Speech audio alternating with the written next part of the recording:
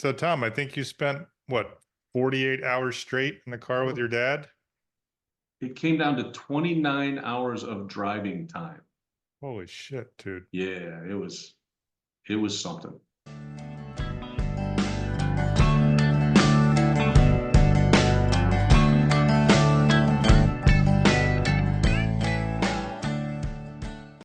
This is Third Song In with Chris Derrickson and Tom Polacek.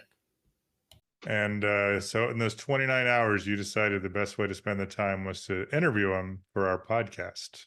Correct. Most important thing is they didn't kill each other. I'm going to ask you about pop culture when you were a kid, like in high school.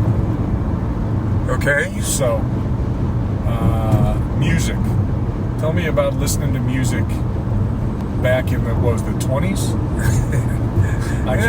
At this point, it does seem like the 20s. No, I think the main feature of music for me back then was folk music. That was far and away the most popular music at that time. And so, when you were in high school, when did you graduate high school? 62? Yeah. All right. Or no, 50. No, not 50. Wait a minute. I graduated college in 66, so I would have graduated high school in 62. Graduated high school in 62. Yeah. So 58 to 62. All right. You were never that great man. Well, except that I think I'm still right. But anyway, so during that period of time, you were listening to folk music. Is that pre-Dylan? Yeah. Oh, way before that. Joan Baez, my great memory. I can't think of half of the people I'm trying to. Right So, now. yeah, I'm trying to, unfortunately. Peter, Paul, and Mary. Although, I think of them as this... Pete Seeger. Ah, there you go. Yeah, that's another guy. But they were, Was Kingston Trio. Oh, there you go. And all those people. Was Woody Guthrie still... Was he important to you? No, Okay. I was definitely aware of it, but to me, it was like from the South, and I didn't. I don't think I really listened to any of his music until much later. So my perception of folk music back then, those artists that you were just talking about, is, and it's maybe informed too much by Bob Dylan, but is that it was fairly political, or at least guys like Woody Guthrie were fairly political. Did you listen with that kind of ear, or was it more just the tune, the song, the lyrics that you liked? To some extent, I would say, yeah. I probably listened to the lyrics a lot more then than I do now. That may be a hearing issue, I'm not sure. But, it was definitely political. But, when you think of other people like the Kingston Trio and Peter, Paul, and Mary, there were a lot of songs that were just kind of fluff kind of things that just sounded good, were funny. And where would you find out about new music in that genre? Were you going to record stores? Were you hearing it on the radio? The radio. I didn't really make that many purchases of records. You know how cheap I am. Yeah. So that's been since then. Been that cheap. Got it. No, it was mainly the radio. And, it wasn't strictly folk music, obviously. Rock and roll was in there. But as far as where I grew up, in Evanston, which is a white bread, upper middle class kind of town, folk music was really popular then. That was the in thing to do. So were Bermuda shorts and Weezians and that kind of thing, and mattress shirts. So do you think, because of course Evanston's also the home of Northwestern University, did you see folk performers live because the university was there and was drawing them? Or was it mainly just on the radio? A few. I saw James Brown there. Really? I saw the black guy. Ray Charles. Ray Charles. I saw Ray Charles there. For And the listener, he pointed at his eyes. and both of those were at Northwestern. So Like on campus? yeah. Oh, wow. Yeah. So I got to ask you, I want to get back a little to folk music, but I got to ask you if you remember, what was a James Brown concert like in the early 60s, late 50s? It was not that wild. Okay. It was it was a lot of jumping around, but there wasn't like a mosh pit or anything. And again, it's partly where I grew up. It was more of a reserved crowd than some of the concerts that you see nowadays. There weren't any police or barricades. I can't imagine that. That's really cool. I didn't realize that you'd ever seen James Brown, or Ray Charles for that matter. But James Brown came to Syracuse too when I was there. oh, is that right? Yeah. So did you see him then too? Yeah. So you saw him twice. Oh my God. I don't even remember paying anything to see him. I don't know how I wound up there. But I think it was my freshman year that I saw him there. But, it was nice, the fact that we lived in a town where Northwestern was. And were you in the group of kids that you hung out with in high school? Were they into music? Was it more a background thing, or was it something where people spent a lot of time talking about new bands or new songs or anything like that? I'd have to say no, really. I mean, there were a few people that I knew that, because of folk music, played a guitar, and they might be more into some just. But I don't really feel like music like that big a part of my life back then. And I can relate to that because, truthfully, in high school, I wasn't, into music in the same way that I am now. But even through college, for me, it was kind of at the end of college that I started paying attention to that stuff. Did you have that kind of transition at all, or? Yeah, and I think it came about largely because of the Beatles. And I remember going home for Christmas vacation in was it 64, 63 or 64, and when I came back, one of the brothers in the fraternity came back with their first album, and I had never even heard the Beatles before. Again, because I'd never, they were relatively new back then, and I had never really listened to them. And I listened to that album, and I thought, this is really different. There were so many groups back then. When they had a hit, the music that came afterwards was like a sequel to it. It sounded the same, almost different words, and but they were entirely different. I mean, I was amazed. Did you tend to purchase their music, or was it another thing with the Beatles? I mean, when you were in school, did that become where you would look for every album when it would come out, that kind of thing? No. Okay, fair enough. Then that goes back to the cheap guy. Right, and also being a college kid with no money, I can relate to that. I had better things to do with my money, like buy beer and stuff like that. All right, you know what? I see where you're coming from. So let's fast forward to now. You're a little bit older now. Unfortunately, not wiser, but I'm older. And I mean, you and I separately have had lots of conversations about music in the last few years. But what do you like to listen to now? Well, I still like to listen to things out of my past. On my phone, and it is not a dial phone.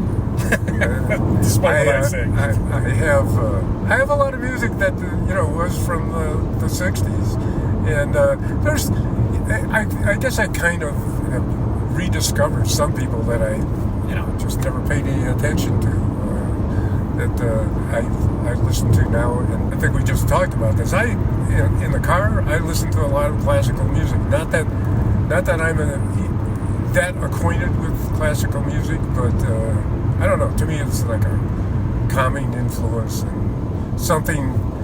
I guess it's like background music to me. There are very few pieces that I probably could recognize or right identify. away. You mean? Yeah. Say, yeah. But that's what you usually find on my radio. And there's a station where I live in the old folks' home that plays, the oldies but goodies kind of music, and I listen to that frequently as well. Yeah, it's starting to upset me that the oldies but goodies come from the 70s and 80s now, by the way. Yeah, I know what you mean. I have very, very specific recollections of you and your music taste from when I was probably starting roughly around 5th grade until I left for college. But you had a pretty sizable record collection. Like you, I guess I did. and, I would go to other people's houses, friends of mine houses, and their parents didn't necessarily have shelves full of records, and you did. And it took me a while to think back, because people would ask me about my interest in music and pop culture now, and they'll ask if you were into music, and I would typically say no. But when I really think back about it, you had, I remember Jim Croce albums, I remember Janis Joplin albums. I listened to Harry Chapin, on a loop practically, and maybe I stole them. that's fine. Well, it's good because I think eventually I stole them from you. True. No, I guess when I think back, quite a few albums. And you were probably you were in your 30s at that point. This is kind of the middle phase, I would call it. We lived in West Virginia, and I can remember we had a kind of a rec room basement, and you had built shelves on one side, and the whole bottom row was LPs. There was tons of. Yeah, I guess you're right. I kind of forgot about that. Wherever the records went, I don't know. Yeah, it'd be kind of nice to still have some of those. I'm the same way. I don't have any of my albums anymore, or if I do, I can't figure out where I put them. Yeah, that's a long time ago. But I can remember going downstairs, and to be frank, you didn't play them all that often. And there came a point where I think I was playing your music downstairs in that basement more than you were. But it definitely informed my taste eventually, because it was it was Janis Joplin. I still listen to Janis Joplin fairly frequently now.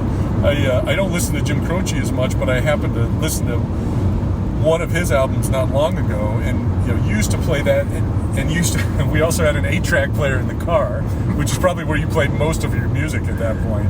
And I remember listening to a lot of Jim Croce and a lot of John Denver and a lot of James Taylor was another one. Yeah, that was those 8-track players were great. I mean, when you think of how much room those things took up, the actual tapes themselves. Oh my God! You had to, if you had any amount of music in your car, you had to have a suitcase in the back seat in order to have them there.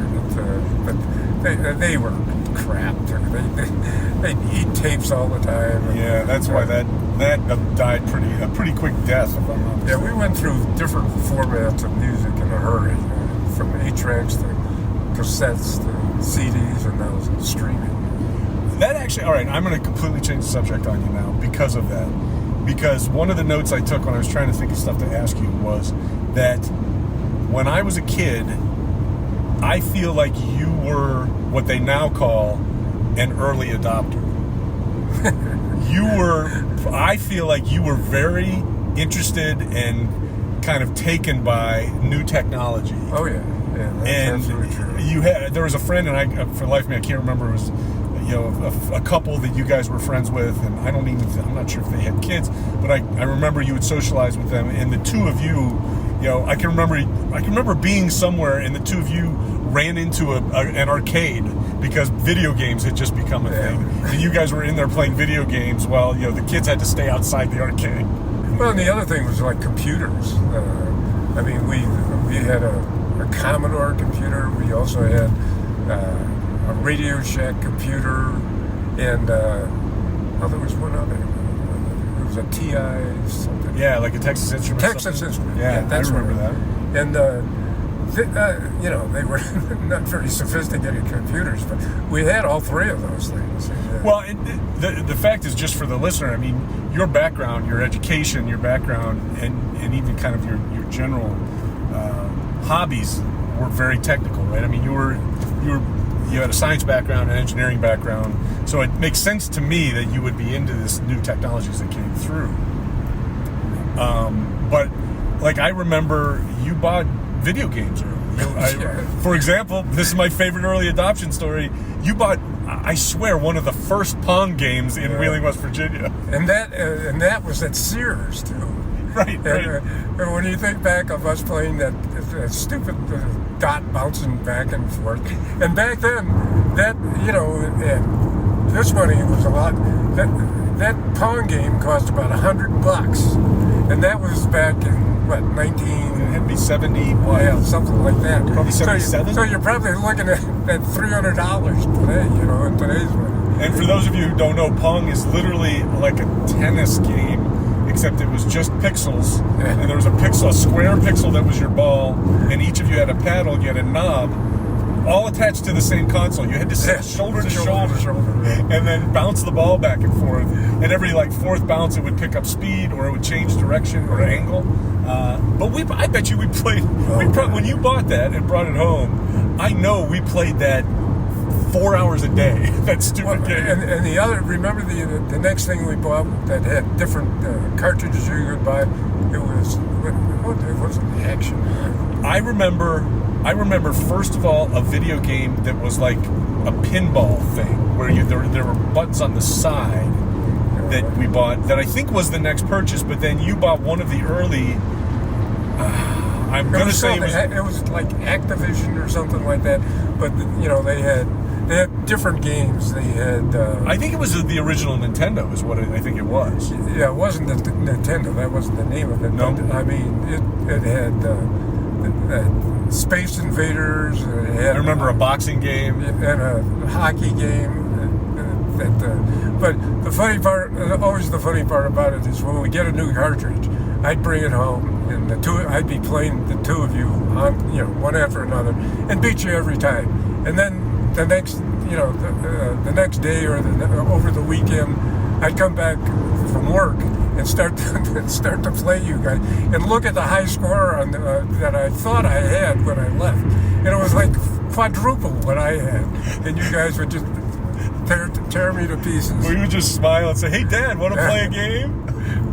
Yeah, there was a short learning curve. That original system, I remember, it had a joystick and a single button. Yeah. And one of the games, I think the game that you held on to the high score the longest was that boxing game, because all you did to win was lean on the joystick to one side as hard as you can and just press the button, and you were just stronger than we were, so we would break down, our thumbs would get tired, and that's when you would beat us. The game I liked most was the Space Invaders, where you put the explosion in front of the missile coming in. I thought that took a lot of skill. Really. Yeah, there was just a couple years ago, because now you can go to Target and buy a game set that you plug into the TV that has all of those games, like 40 games in it, and it has all those classics like Space Invaders and Asteroid and some of the others. In fact, not that many years ago, I bought a DVD that had all those old games on, so you could play it on your computer. Oh yeah. My kids loved it. Like Tommy and Jake played it a ton for a little while, and then they mastered it. And they by the way started out kicking my ass. I didn't have any advantage from the beginning. Yeah, I look at games today, and I don't even attempt them. I just, if it's got more than two buttons, it's over my head. Although, there may be, and this is just a suggestion for a retired guy, there are some games that you do play on your PC that are not really fast twitch muscle games. It doesn't, there's some movement around with the arrow buttons and what have you, but most of them are puzzle games. My daughter, your granddaughter, Anna, has a couple of those games she's played in the past, and they're literally stories. There's a narrative, they're open world, and you can do practically anything. So like an Alzheimer's special. Yeah, we could make have a game set up that looks a little like your house, so you can find your way back. But I have to laugh, when I come over to your place, and your kids are old enough now. I don't see the boys play that much, but I watch them play some of the video games now, and I don't even want to attempt to play. Yeah, well, I've gotten just scared away from the consoles that we have in the house, because like recently Tommy is playing NBA 2K, whatever it is. It's the newest version. And he spends maybe an hour every night playing. And he generally doesn't even play online with other players. He just plays the computer. But if I try to step in and play against him, I get blanked. I will lose 80-0, and it's just not even worthwhile for me. But what's really kind of cool about video games now is they're kind of fun to watch, even if you're not playing, because they actually look more real, of course. And my kids don't play a ton of video games, but they do enjoy them. I just think at this point in my life, I have more trouble walking in a straight line or writing my signature than any electronic game I could play. So let's talk a different pop culture category, and I'm gonna take you in the Wayback Machine again, back to the high school years. How important would you say films were, going to the theater, seeing movies? I would say reasonably important. Mainly because of girls, I guess. Taking girls to movies. Absolutely. That kind of thing. I don't remember that many movies I ever went to by myself. But I'd say reasonable. And my mother, she really liked movies. And when I was younger, when I was preteen, my dad wasn't into movies much, and she wanted to go to the movies on like a Friday night. And back then, you could most of the movies were like double feature movies, and so she'd take me along, and I'd go to the movies, and I'd watch the first movie, and then 2 hours later she'd wake me up because I'd fallen asleep during the second one. By the time we'd go to the movies at 7 o'clock, and it was like 10 or later by the time we got out of there. When you were in high school, when you were going on dates or going to see movies with your buddies, like what was popular? What actors were you interested in? Did you think were cool? Would you go back to see another movie because that person was in it? Oh God, I'm trying to think. Because I picture like all the beach blanket bingo movies. Oh, yeah, that's what I'm always thinking of. Which were always on TV, and when I was a kid. The summer love movies, love story. And then Funicello. When you get a chance to watch some of those old movies, you go, not only is the acting bad, but the whole idea of the movie is so stupid. And then, of course, Elvis Presley was. He made a lot of movies that were not exactly pieces of art, but Alfred Hitchcock made a lot of good movies back then. That even back then, I thought they were good movies. It was most of the time they were kind of frivolous movies that we saw. There weren't that many serious movies that we went to see as a couple. So this is the thing I think that I'm the most interested in, and frankly, I don't think you and I have ever really talked about, because I've developed really over the last maybe 5 or 10 years a real interest in the movies of the 70s, like the movies that started breaking ground and frankly I think changed from Annette Funicello and Frankie Avalon to I think more serious art on screen. And there was a period which would have been roughly right after you got out of college, I think, where there were some important movies that came out that I don't necessarily think were popular, but that really changed the way I think Hollywood operates. So things like Serpico, things like Dog Day Afternoon. All those movies. The first time I saw them was on TV. Yeah, that's what I suspected, only because I don't think they were very popular back then. But there's like Taxi Driver and all these movies that people say now were important. And the problem I had is, a young adult with a couple kids and everything. Right. It's not like we went to the movies that often. When we socialized with friends and neighbors and that kind of thing. But we didn't have videotapes. Right. So it was mainly drinking. All right, well, I can relate to that. That was my socializing as well. Well, I was always curious about that because, when you read books about film, particularly American film, and the auteurs and these directors that now are considered to be, royalty. You could tell from the books that they weren't necessarily packing them in at movie theaters. About that. And I've not only I've watched some of the movies you just mentioned, but I've rewatched them a couple of times. In fact, I just watched Taxi just recently again, and Five Easy Pieces. Easy Pieces. You just mentioned that to me. Yeah. I'm not even sure that I had ever watched that until I watched it just the other day. That's the one nice thing about streaming is that you can go back and find movies that you liked or missed entirely. Especially those movies, movies from the 70s and definitely older movies. Not only can you find them streaming, but a lot of them are on free streaming services because people aren't as interested. Which attracts me. Yes, I know you like the free stuff. So here's my next question. This question occurred to me because we were talking about you being retired, whether you're bored or not. And I think this links up really well. So first of all, when you were in high school, what did you do? What were your hobbies? Well, theft was one of them. All right. So petty theft, that's a good way to keep occupied. No, I guess one of the things I was most interested in as a young teenager was astronomy, and to the point that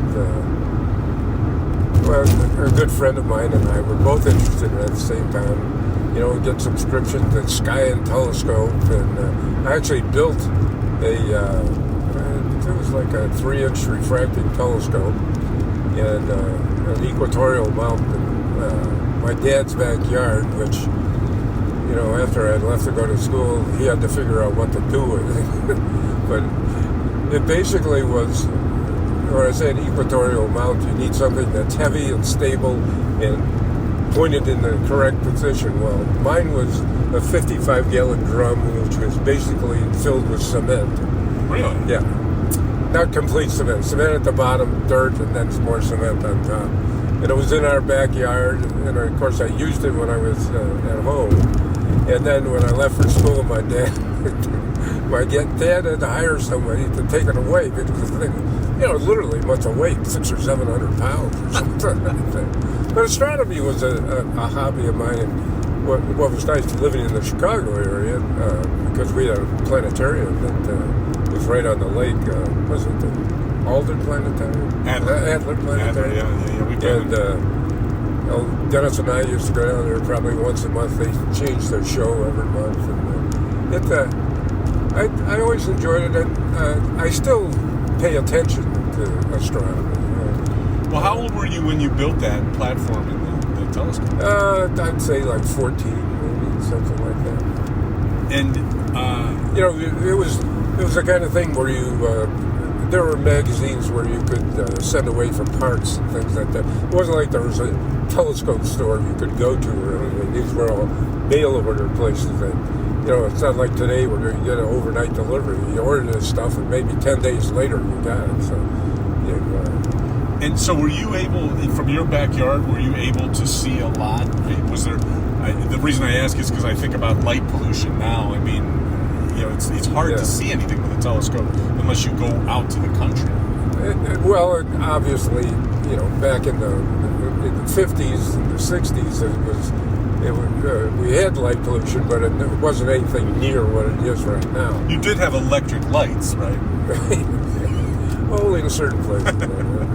But no, for my purposes, it really wasn't that big of a problem. We're not looking to create any scientific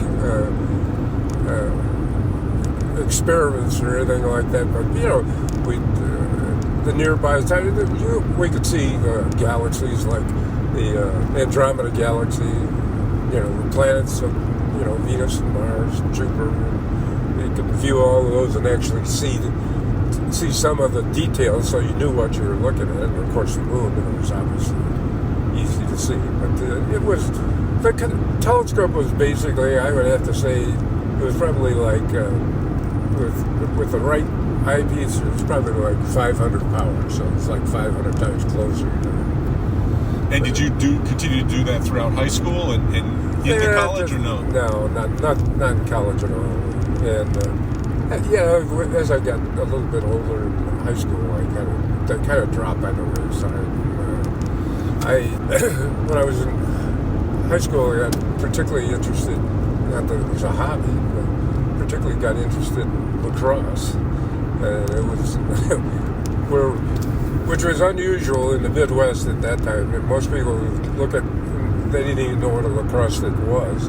And basically in high school, we put on a pair of football shoulder pads and a helmet, a football helmet, and you gave the kid a lacrosse stick and played in shorts, and it was more like spring football than it was lacrosse. And did you do that through Evanston High School, or was it a separate club? I was through Evanston. Bernie Lazier, who was a famous Evanston and famous Illinois high school coach, had seen the game back east, which is where it was popular, even when I was in college. And he really liked it, and he liked the skills that people needed to play it. And was he the football coach? Yeah. Okay, so yeah, he was the varsity football coach. So he decided that we couldn't practice football in the springtime, right. and so he developed lacrosse there to develop people's skills. And like I say, sometimes it almost looked like spring football, because sometimes there's contact in a lot of contact in lacrosse. It's not like broken bone kind of contact that you get in football. But there were times where he'd have you put down the stick and do one-on-one drills, and it was still called lacrosse. But so it kind of, and coaches do it now too. It's kind of a way to sneak extra practice in, and at least conditioning, right? And actually, it worked out well for me. And part of the reason I went to Syracuse in the first place was their lacrosse program. And I went there and as a freshman and played freshman lacrosse, and I gained a lot of skills as a freshman. And so as a sophomore, I was lucky enough to get a room and board scholarship for playing, and so I had that for my sophomore, junior, and senior year. It was an incentive to keep on playing. But Syracuse is pretty famous for lacrosse and very successful. I can't say that while I was there, we were that successful. We weren't anywhere near close to a national championship team. And since then, they've won like 7 or 8, I think. But it was an enjoyable game for me to play. And at Syracuse, you played with a couple well-known athletes, right? Although not necessarily well-known for lacrosse, if I'm not mistaken. John Mackey played, and Ernie Davis played too. Now they did. Ernie Davis, he was a senior when I was a freshman, and even though we were on the field at the same time, it's not like I really scrimmaged against him. Now Mackey was something else. He was an amazing athlete, man. I mean, he was so big and so fast. I could not believe that a guy that big could be that fast. And was it the same way then as it was for you in high school, that those guys would play football in the fall and then they would play lacrosse? No, mostly it was a different group of people that were playing lacrosse. But there were, I would say, half of us were, played football. But not every. It wasn't. You didn't have to do it, So I see, a lot of people didn't want to bother. But it was a good exposure, and then I realized I liked the sport. It's nice to get paid for playing it. Yeah, that's coming from my perspective as a former Division III athlete. I think it's very cool that anybody who gets any kind of scholarship. And did you end up I think I know this, but at least this is what I've always told people, but your senior year, were you a captain of the team? Yeah, Thought so. or co-captain. Yeah. That's awesome. One of the other hobbies that I was thinking about when I wanted to ask you about this was photography. Because I remember stories about you having a darkroom in your house too, and I don't know if it's the same time. I forgot about that. Yeah, I again, Dennis, a good friend of mine. We were both into photography, and over the years, got into it more and more. And I got into developing my own film, and then printing my own film. And I'm sure my parents were about ready to kill me. We had a downstairs bathroom that became my darkroom half of the time, and so nobody could go in there when I was doing something. But I had a ton of cameras over the years. Usually only one or two at a time because I trade them back in and get something else. But I had everything from a press camera, which were those big things that you had to slide there that you pulled out to expose the film. And Right. I think the negatives were 2x3 negatives, 2 inches by 3 inches negative. Most of them were 35 millimeter or 2 1/4, 2 1/4 cameras. Did you ever have any formal training? Did you ever? Well, anything like yeah, I that? took a photography class in high school, and I think that's really what got me interested in the first place. But nothing after that. Dennis and I used to go into Chicago just to, take pictures and things, and some of them were pretty decent. Well, I can remember, as a kid in grade school, junior high school. I mean, you always had a camera with you. It seemed like, and I mean, we still have a lot of those photos, and I feel like you're actually pretty accomplished as a photographer. Without any significant training, it seems like you have a good idea of how to compose a photo, and I've always thought that might be something, particularly now that you live in the Southwest, that you might take back up, just because, Well, I agree with you. I think I do have a certain ability at competition when it comes to photography, at least. But somehow I've gotten away. I don't know, when digital photography came out, I don't know, there's something about, I like digital photography. I like the instant part of it. Right. I like how little it costs. You don't go through the film processing. And you don't necessarily have to print anything. But I don't know, just the cameras are so automatic, and when I was interested in it, there were a lot of things that you had to consider, like shutter speeds and aperture openings and the film speeds that you were using. You don't really have to do any of that with the digital cameras. Or at least I feel that way. Yeah, well, it doesn't surprise me that the technical aspects of it would appeal to you. I mean, again, I've always felt you're an engineer at heart, and that you kind of break things down that way. So that doesn't surprise me. But my experience with your photography is, I talked about the photos I've seen, the photos we've had framed and put in our house. I think I have one in my house now.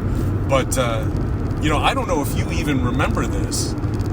You certainly remember, I know, going to football games of mine and taking pictures. But I don't know if you remember or realize that.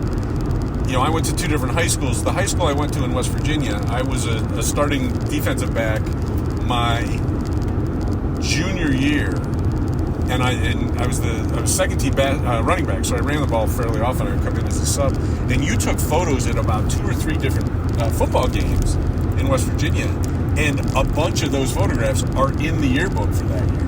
Well, I didn't know that. I was on the yearbook. One of my classes was on the yearbook committee because I had a crush on the English teacher who ran yearbook. And I don't even remember how it came about, other than I mentioned the fact that you were taking photos, and she asked me to bring a couple in. And I bet you there are 3 or 4 pictures in the football section of our yearbook that you took. And that was the other thing I was, because you also took pictures when we moved and went to high school in Pennsylvania. You went to, I think, maybe only one of my away games with your camera, but I've got about, 15 or 20 pictures from that game, and most of those are really good too. You also seem to have a knack for, action photography, I guess, or sports Yeah, photography. that's really what I probably enjoyed the most. And again, cameras today are so much different as far as trying to capture action on any kind of a field. Well, it's easier, right? Because you can just hold the button and take 50 pictures at once. Yeah, I mean, yeah, you can take 20 pictures in a couple of seconds. Whereas with the old 35 millimeter cameras and a zoom lens, you're lucky if you could take 10 pictures in 30 seconds. But I don't know. It's just kind of fallen by the wayside. I'm like everybody else now. The few pictures I do take, I take with my camera.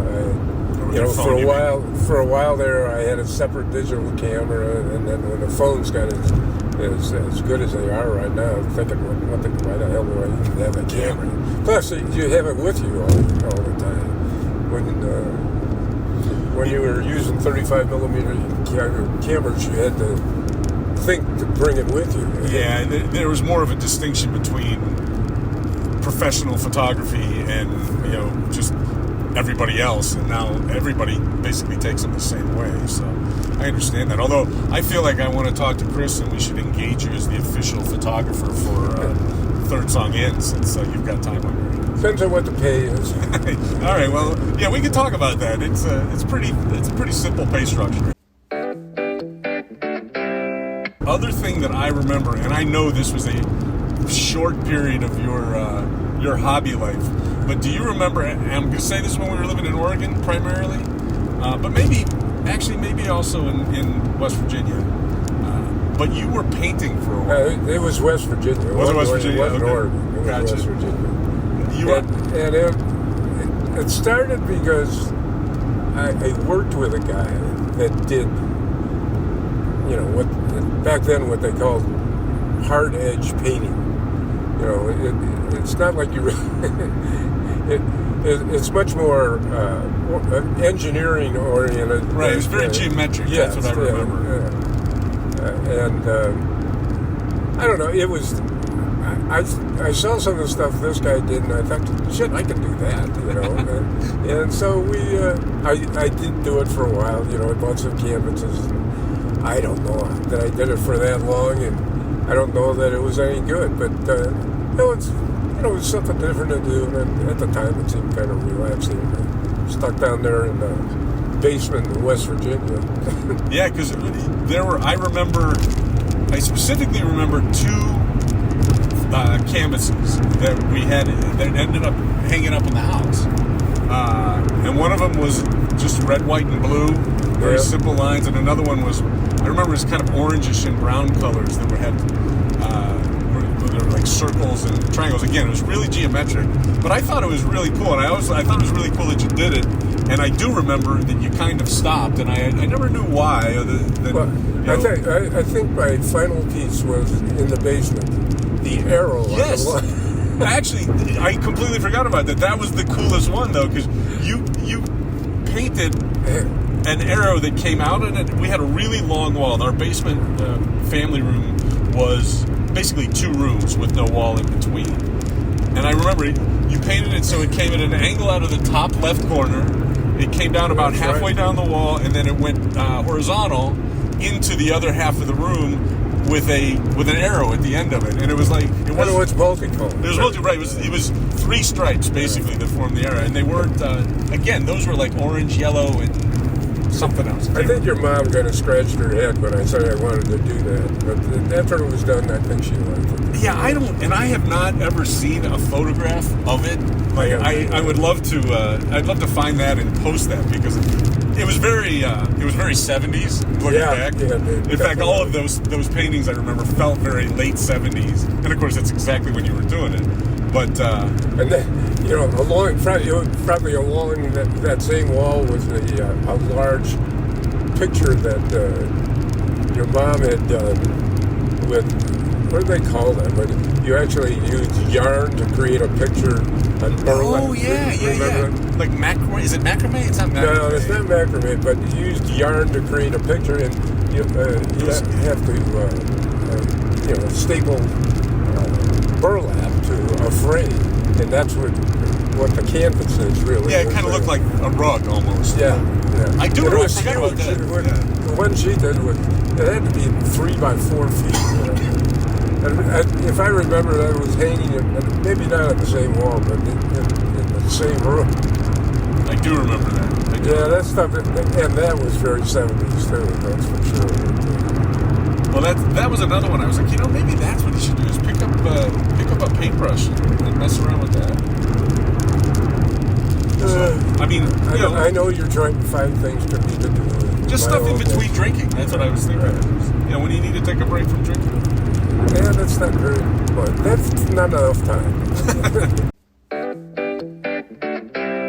Seems like you were searching for another co-host. Your dad and you spent 29 hours in the car together, and he convinced you to take over my spot for you guys to record on a regular basis so you can argue about what year you graduated from high school. I turned him down. I said, I'm loyal to Chris. There's no way I could be a podcast partner with that old man. I'm telling you. So now I listened to it. I thought it was a fun interview. A little trouble. I mean, it's what you expect from a recording on the road, but I think the overall quality was good enough, mainly because the interview was great. That you could tell you were father and son, whatever you want to take from that. Yeah, I am happy I did it. I will apologize to the listeners. The sound quality is not as good as I would like. I did try to filter out the road noise, but it turned out that made us sound like robots from a 1960s science fiction movie. So we kept the road noise in. It sometimes is a little difficult to hear. And I do apologize for that. But as you said, Chris, I thought it was a fun interview. It was fun to talk to him. We probably only recorded about an hour or so of conversation, but we probably talked for 15 hours during the trip. And although I realized about halfway through we could have done it a lot more cheaply and wouldn't have had to spend all that time in the car, I'm still happy I got to spend that time because my dad's 80 years old. And we are never going to do that again. It was fun to spend that time with him. I learned a number of things that I didn't know. And it was really fun to reminisce about the stuff we both did remember. I know it seems maybe a little out of context, but why don't we do playlist picks this week? All right, that sounds good. What would the theme be? What would you consider? Well, I'm not going to ask you what the theme is because I already picked my song. So if you pick a different theme, it doesn't matter. Sort of fucked. I was going to say the theme could be road trips, although we've already discussed road trips and we did pick some road trip songs. Let's do this. Let's hear what your playlist pick is, and I'll decide if I can riff off of that and pick something based on what you pick. Okay, to the audience, this is almost like we're recording live because I just picked my song and Tom is going to react quickly. You don't have your favorite little list where you I take 6 weeks to pick something, I send it to you, and you respond back with a playlist pick in 3 seconds, you bastard. I went with the safe pick. I went with an old favorite of mine from John Hyatt's 1987 album, Bring the Family. I went with Your Dad Did. And I love to read lines, and this one has nothing to do. I don't think this happened on your trip, but one of my favorites is at the end. The day was long. Now supper's on. The thrill is gone. But something's taken place. Yeah, the food is cold and your wife feels old, but all hands fold as the 2-year-old says grace. She says, help the starving children to get well, but let my brother's hamster burn in hell. You love your wife and kids just like your dad did. That is such a great line. The line about the starving kids, but let your brother's hamster burn in hell. He's such a great songwriter. I stopped listening, not because he got overly popular, but I haven't listened to the last several of his albums, but I'm going to go on a little tear here where I'm going to work my way back from some of his more recent stuff because, he still has the songwriting skills. So, yeah, I think it was just, for me, it was just, I listened to him so much. I know. Constantly for decades, I listened to John Hyatt. It felt like almost every day I listened to something by him. And you're right, then I stopped for a bit. That stuff from the late 80s and early 90s, I mean, it was just top-notch album after top-notch album, which is why we listened to it so much. It's also why I think it's hard to pick out what album a song came from, because they were all so good. It's not like there was one that had the best, you know. Right. So you're just stalling for time, you bastard. I am. Well, also, fucking iTunes froze on me, so I want to get to my library. I'm going to stick with your theme. I'm going to, instead of the geographic theme I was thinking of when we decided we were going to do this 45 seconds ago, I was going to pick Springfield, Illinois by Slobberbone. Because we drove through Springfield, Illinois. That's a good one. I like that song. It's a great song. I may hold that back and use it again later, but based upon your choice, I am going with the Violent Femmes, Gone Daddy Gone. That's a good one. Which is a great song. Hadn't thought about it in years, only thought about it because I searched Dad in my library. It is probably one of my favorite Violent Femmes songs. It's not, it's a deeper cut, but I think it's a good one.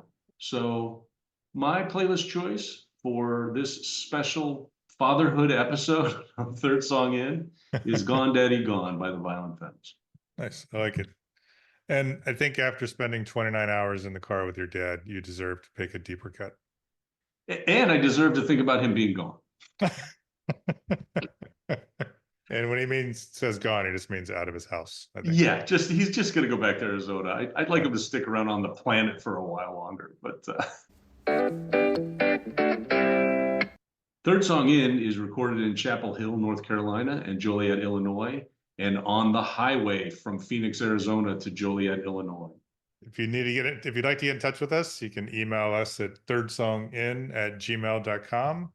Tom and I are checking that regularly, and we'll get back to you as soon as possible. So any feedback, any comments, any criticisms, any praise, Tom, why don't you go ahead and ask for some stars, my friend? Yeah, we'd like you to follow us wherever you listen to your podcast. Rate and review the podcast on any platform: Spotify, Apple, Amazon, YouTube. Give us all your stars. Write a review. Download the podcast so you can listen to it later. We appreciate any support you can give us. And we'd also ask you to check out our website, thirdsonginpodcast.com. We update it almost daily. We finally made some much needed changes recently. So for navigation otherwise, but you can see all the various recommendations we make on most episodes, not this one. You can also message us there. If you don't remember the email, which is thirdsongin@gmail.com, but either way, you can go to the website. You can also check out little videos we put up for an episode spotlight that ties into the theme. This week will almost certainly be a road trip one. You can also read our blogs. On the front page, there's a direct link to the latest blog. Tom and I take turns weekly publishing a blog, sharing our thoughts, whether it be about music, memories, maybe dads. The website also gives you direct access to all the playlists that we put, and we create one for each season of Third Song In. You can also listen to the podcast directly from the website. So all kinds of shit on our website. Go check it out. All kinds.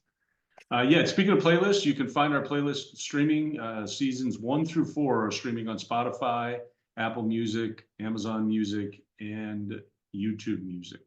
We have a Facebook page. You can communicate with us through Facebook as well. We also have been publishing polls on our Spotify feed. So feel free to respond to those polls and let us know what you think about parts of the episode, such as who had the better playlist pick or recommendation. You've been listening to Third Song In. Thanks for listening.